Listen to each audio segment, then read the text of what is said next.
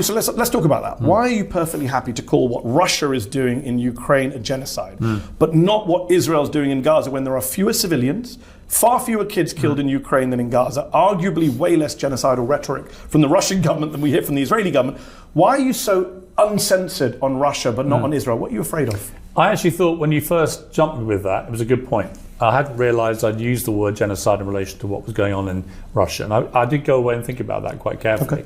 Because you've got to be careful about the word genocide. The word genocide is where you deliberately exterminate a group of people based on ethnicity. And the reality about, let's take Gaza first of all. If Israel actually wanted to get rid of everyone in Gaza, they have the military power to do that. They have nuclear weapons. They could just nuke Gaza, as some of them, I suspect, would quite like to do.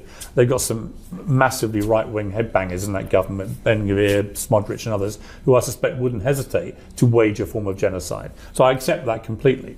But the reality is that there are 2 million people in Gaza, of which, depending which estimate you want to believe, but the official records from the Hamas-run health authority, there are about 45,000 people have died, of which it is estimated that around 15 to 20,000 are Hamas, and the rest are civilians. That's well, they're estimated by Israel, but okay. But there are different figures put out. But let's assume it's in that ballpark. Okay. No. Well, okay, but you could say that. Here's my point.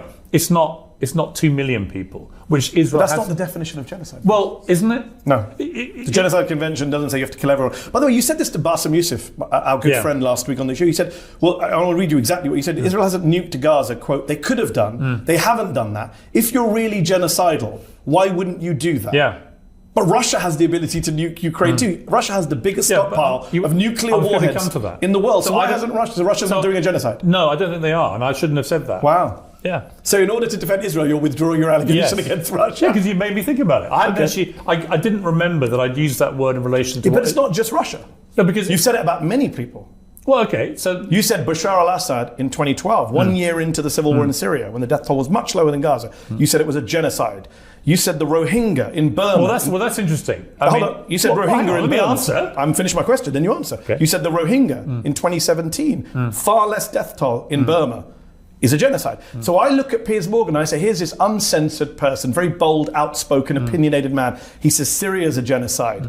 Burma's a genocide. Ukraine's a genocide. Israel? No, it's not a genocide. Yeah. And now today, actually, I'm going to withdraw the charge of genocide of Ukraine. That's how much I don't want to accuse Israel of genocide. No, it's not. It feels like you're afraid. No, the other examples I would give, I would say absolutely there was genocidal intent.